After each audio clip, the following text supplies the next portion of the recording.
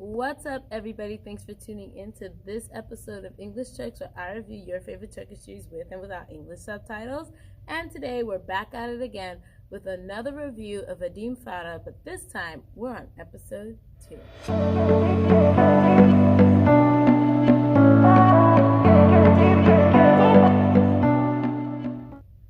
Alright, guys, let's get into it right away. We know how we ended episode 1, and that was Farah helping the person she didn't know who he was, help them, and then come to find out he is connected with Tahir and the guy that she saw murder someone, right? And we all know she's on the run from Tahir.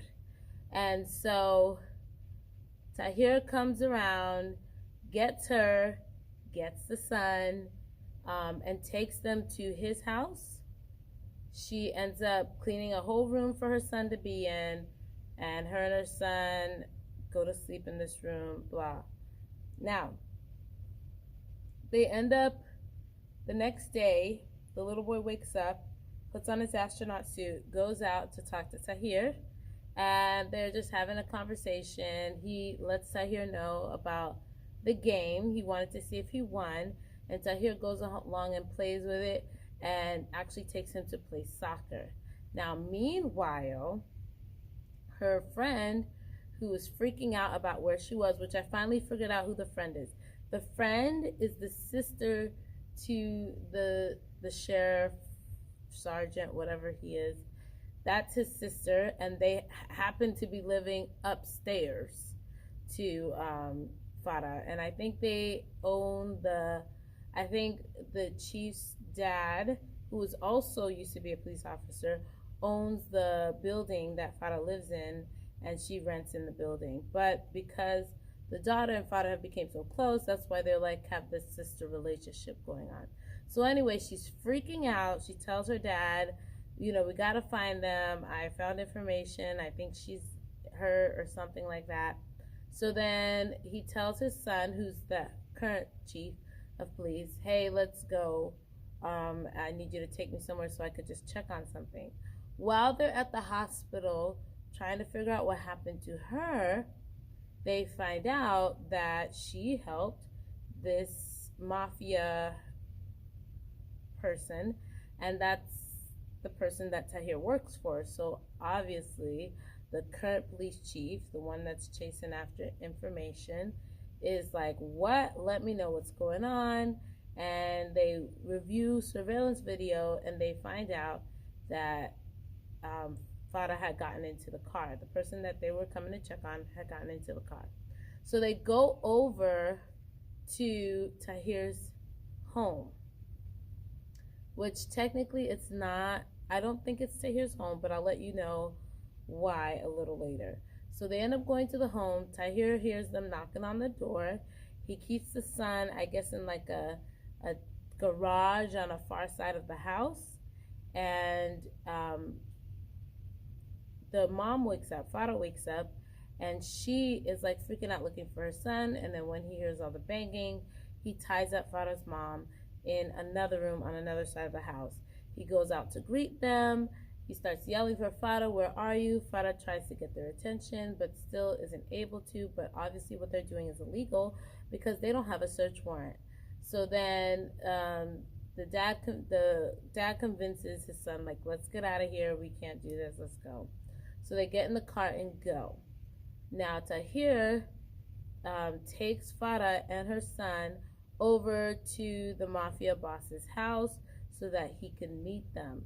But he did also let his boss know that, hey, she witnessed your son murdering a police person. So, even though she saved your life, this is what happened. So he's honest with his boss, and his boss decides to talk to them, talks to the son, finds out that the son is sick. They remove the son from the room. They talk to the daughter.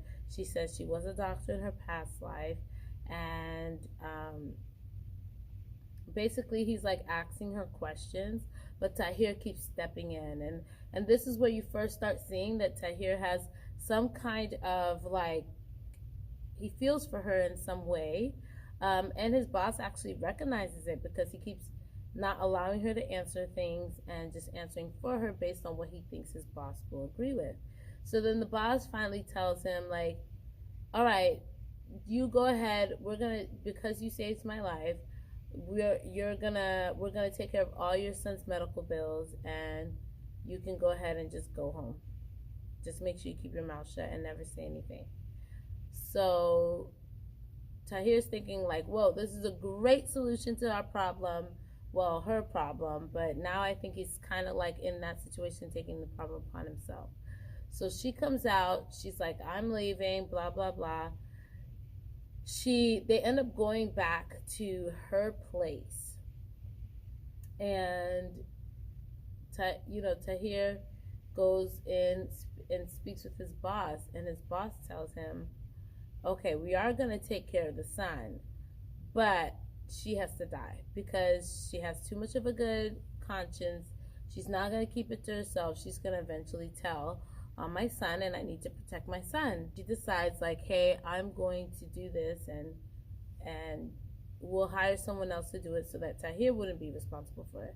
But Tahir is like, you don't trust me? Like, why are you doing that? He's like, I could tell you feeling something for this person, but we have to protect my son. So he's like, you know what? I'll take it upon myself. I'll do it. And he's like, when was the last time you ever shot somebody? No. Like, give it to somebody else. Let somebody else. So he's like, nope. I'm the one that, I'm going to take care of this. So he's fighting battles within himself over the entire situation. And he's just thinking to himself, okay, what am I going to do? They go to the hospital. They meet with a doctor. He takes her there so that he gets assessed by another doctor. And that doctor's like, yeah, we could do these things for your son. It's just a few things here and there, but we could take care of this. We can make sure that he's okay. Well, Farah decides, like, no. She takes her son, and she's trying to leave because she's like, I can't do this. I can't save my son's life knowing that I'm protecting the murderer of another mother's son. Like, that mother lost her son, and I'm protecting the murderer. I can't do that just to save my son's life. So she basically tells Tahir she's not going to go along with it. She doesn't want the treatment. She doesn't want their goodwill. Leave her alone. And obviously Tahir knows that this is what his boss was talking about, but he's still trying to find a way to protect Farah. So he convinces Farah to leave the son with someone, and he's gonna like take her somewhere or whatever.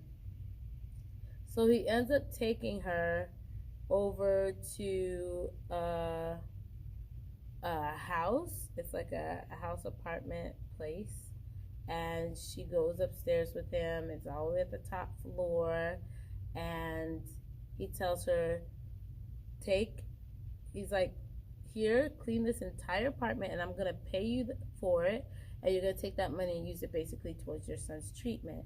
So Farah's cleaning, she's cleaning, and then he eventually says the windows need to be cleaned.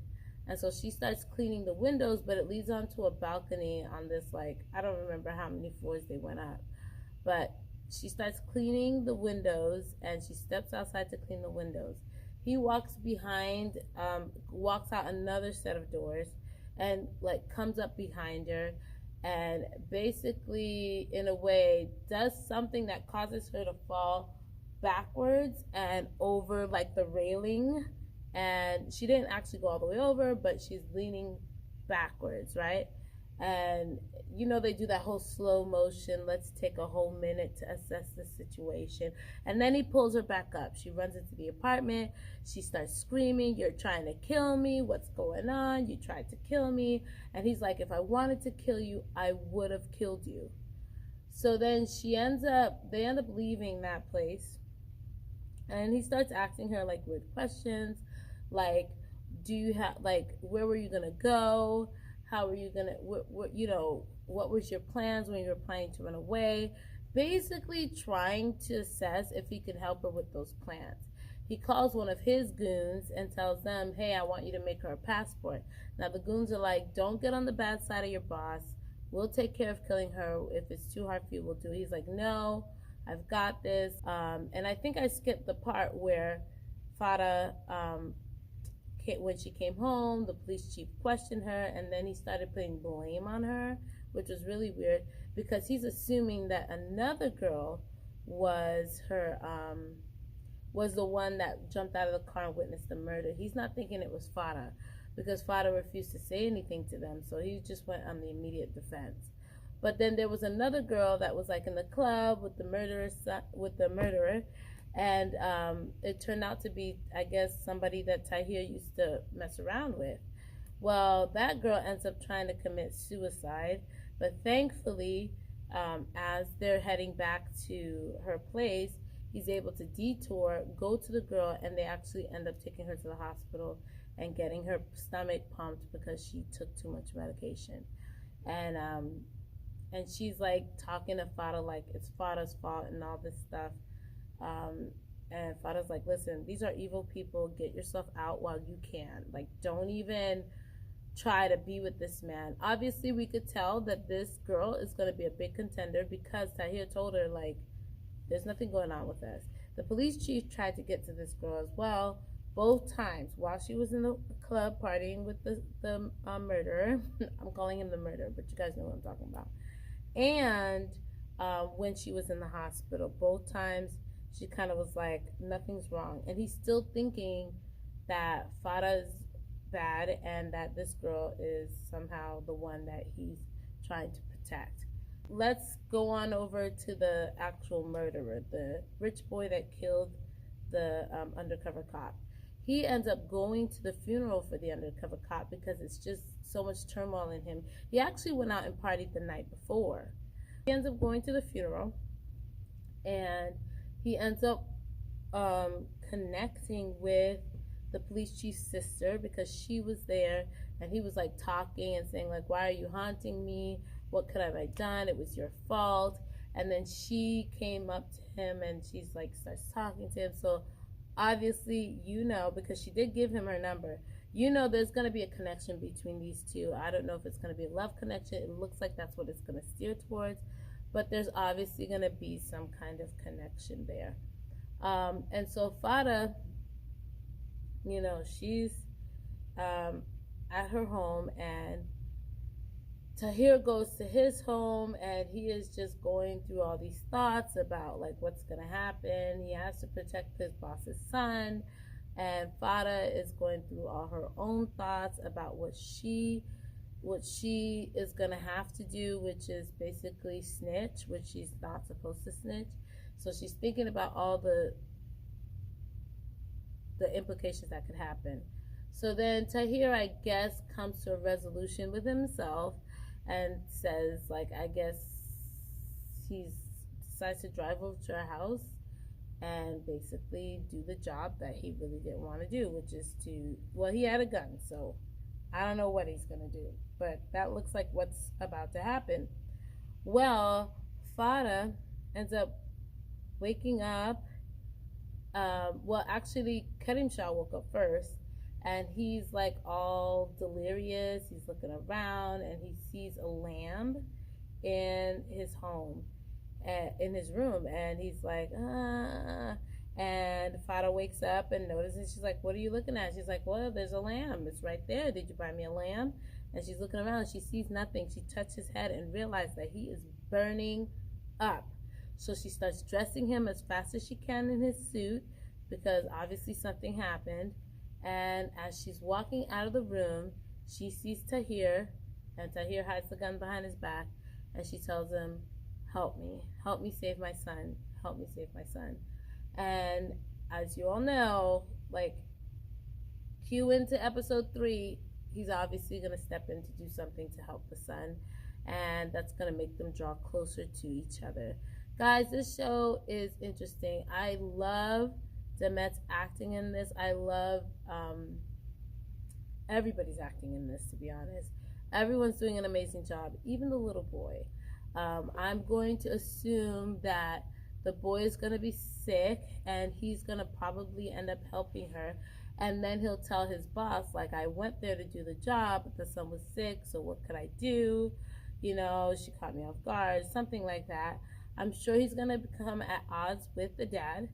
I'm sure the son is probably going to, something's going to happen between the son and the police chief's sister. and it's just going to become a whole big entanglement. And I'm telling you right now, I'm here for it. Are you here for it? Because I'm definitely here for it.